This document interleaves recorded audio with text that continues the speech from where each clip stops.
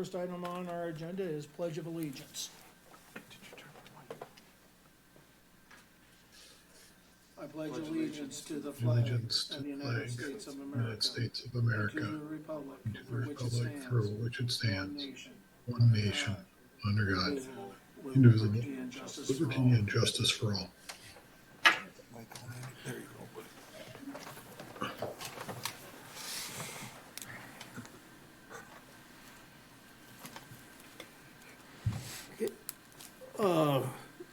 Kim, would you like to call the roll, please? Mayor Berglund, Mayor Freilich, Here. Commissioner Schwab, Mayor Schmitz, Here. and Vice Chair Zach Meyer. Here, we do have a quorum. I would need a motion. Next item is minutes. Motion to approve the December 17th minutes. I'll make that motion. Second. Motion made by Mayor Freilich and seconded by Mayor Schmitz to approve the minutes. Do we have any other discussion? Hearing none, call the roll, please. Mayor Freilich, Yes. Mayor Schmitz, Yes. Vice Chair Zach Meyer. Yes, minutes are approved. Next item on the agenda is the Transportation Improvement Program amendments. Stephen Larson. Thank you, Chair. Give me one moment. I will share screen with you.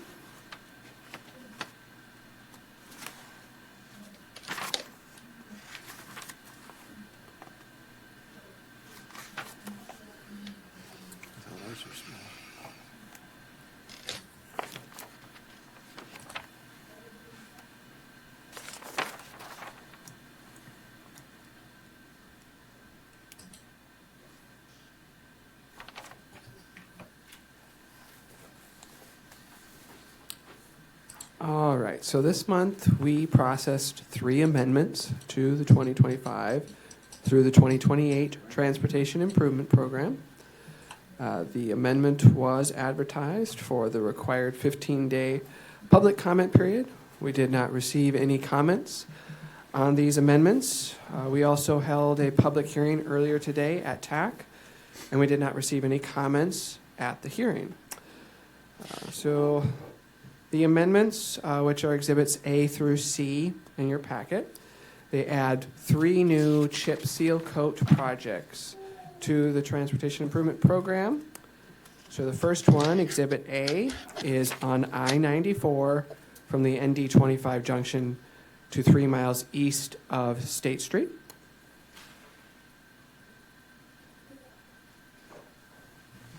The second amendment is on I-194 from the I-94 junction to Bismarck Expressway.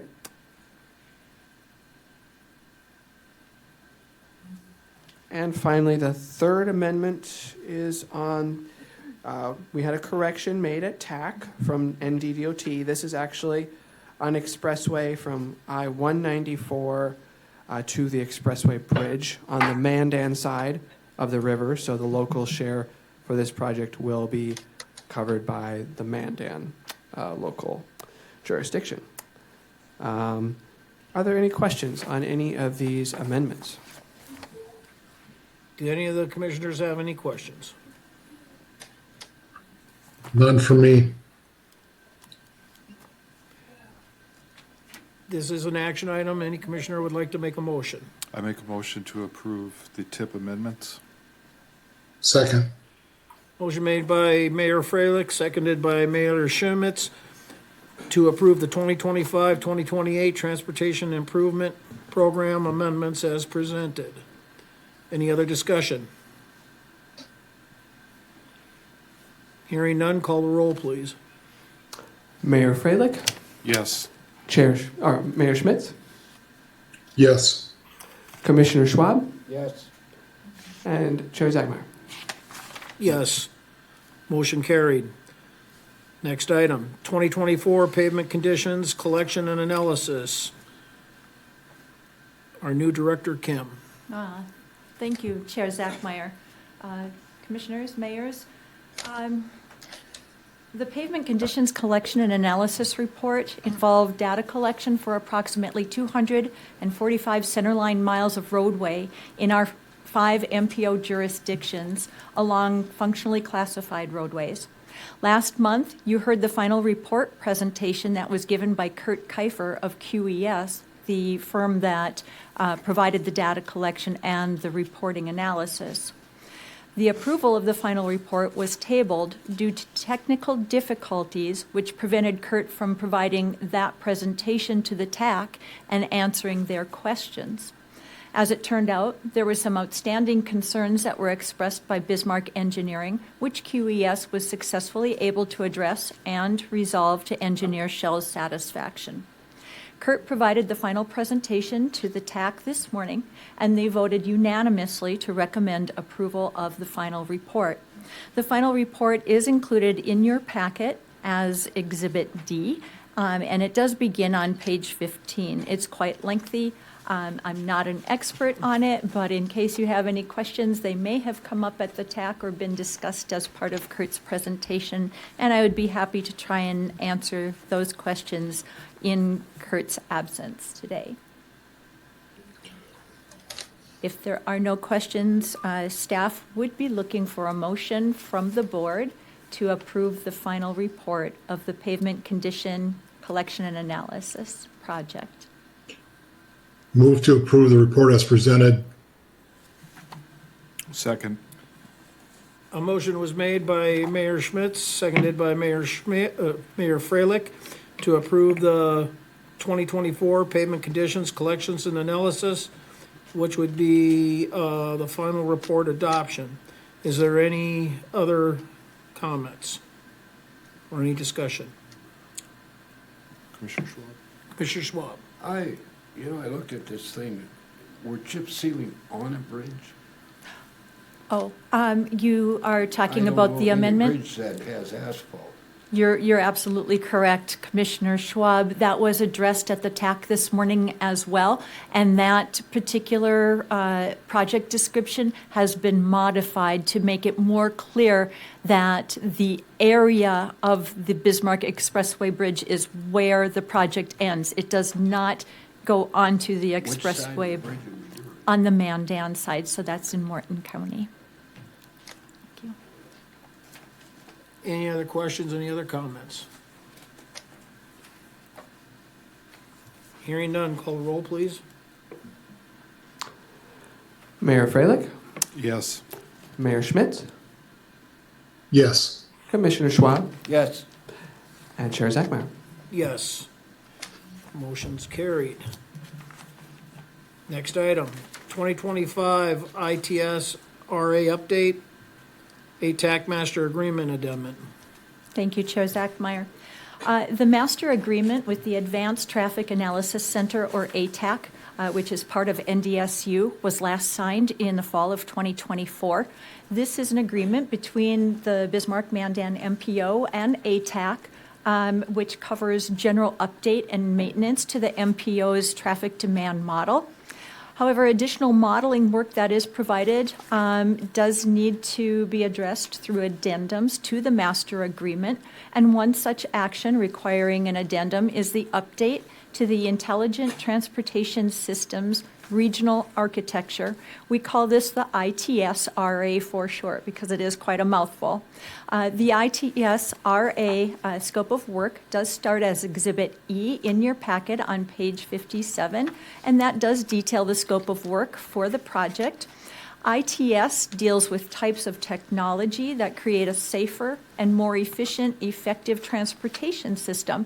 And these are communication items very often, and they can be as simple as a two-way radio communication between a service vehicle and a central dispatch location, or they can be very complex and sophisticated, much like our interstate I-94 located cameras that are used for roadway and weather monitoring, also used for traffic incidents management. So it runs a whole gamut of technological applications. However, the important part to know is that the MPO region needs to update their intelligent transportation system to coincide or be in alignment with the federal architecture. And this allows our jurisdictions to pursue federal funding for these types of technology projects. The MPO's last regional architecture was last updated in 2021, and updates typically occur every 3 to 5 years. We did have this budgeted to be done in 2024, but at the urging of ATAC, we delayed that to 2025 now. The addendum provides a scope of work and the total cost of $34,998. The standard population-based breakdown for the local cost share would include MPO paying 80% at $27,998, Bismarck paying 12% at $4,200, Mandan 4% at $1,400, Burleigh County 3% at $1,050, and then Morton County and City of Lincoln each pay 0.5% at $175 of that total cost. TAC did recommend approval of the addendum this morning for the master agreement for the ITSRA update, and I'd be happy to answer any questions. Any questions from the commission? Move to approve as presented. Second. Motion made by Mayor Schmitz, seconded by Mayor Freilich to approve the ATAC Master Agreement Addendum. Any other discussion? Hearing none, roll call vote, please. Mayor Freilich, Yes. Mayor Schmitz, Yes. Commissioner Schwab, Yes. and Chair Zachmeyer. Yes. Next item on the agenda, 2025 Safety Policy Study. Director Kim. Thank you, Chair Zachmeyer. The 2025 Safety Policy Study has an objective of examining existing safety countermeasures that are being used by the MPO's jurisdictions on functionally classified roadways that are along at intersections, and to determine best practices for employing countermeasures in the future based on the roadway type and the adjacent land use. It has been a while since we've heard about this study. SRF was approved by the TAC and Policy Board as the consultant to perform this study back in October of 2024. And while Luke Champa will be the project lead for SRF on this study, he was unable to be with us this afternoon. And so we have Scott Harmstead of SRF to tell us a little bit about the firms working on the study and how they envision things rolling out. Scott, are you? Yeah, I am. Can everybody hear me okay? Yes. Perfect. Okay. Yeah, just a quick kind of a little bit of an overview of this study. Excited to get going on it. Like Kim said, Luke Champa will be leading it. He's out of our Fargo office. I'm here in Bismarck. We're also teamed with Emergent Strategies Group. It's really just one person right now. Her name is Jolene Reek, but she has a lot of, she's on our team to help with engagement. She has a lot of great experience with that. So you might be hearing about her company or her name here in the near future. We are planning to have a steering committee kickoff meeting next week. So just a heads up there. I'm just getting that started.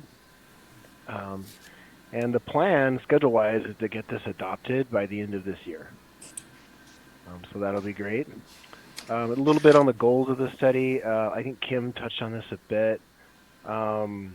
We want to really, part of it too, we want to be consistent with what the local jurisdictions here in Bismarck-Mandan area are comfortable with implementing. So it's not just everything. It's what makes sense, what's practical, what the locals are comfortable with using. Some of these are projects, right? It could be things like different crossings, different roundabouts, different ways to do roundabouts or intersection improvements. a lot of different options are on the table that we'll review and discuss. And we also want to position all the jurisdictions here for the opportunity to obtain additional federal funding through the Safe Streets and Roads for All program. A little bit on the approach. There's a lot that's been done already on safety in the region, and we want to build on what's been done. One of the part of the analysis is kind of interesting. What we do is we develop what's called a high injury network, and what that means, it's really the transportation system and those areas that have the highest densities of severe crashes. And when we talk about severe crashes, those are fatalities and life-changing injury crashes. We look for where those are more prevalent, and we target those areas primarily. And what are the solutions in those areas that make the most sense? In terms of on the engagement side, one of the things we want to really do here is pull together some focus groups, like for example, maybe on the EMS side, talk to those folks and get their perspectives on issues that lead to the system being less safe. And one of the key goals, and one of the things we'll do as part of this study has really more of a policy focus.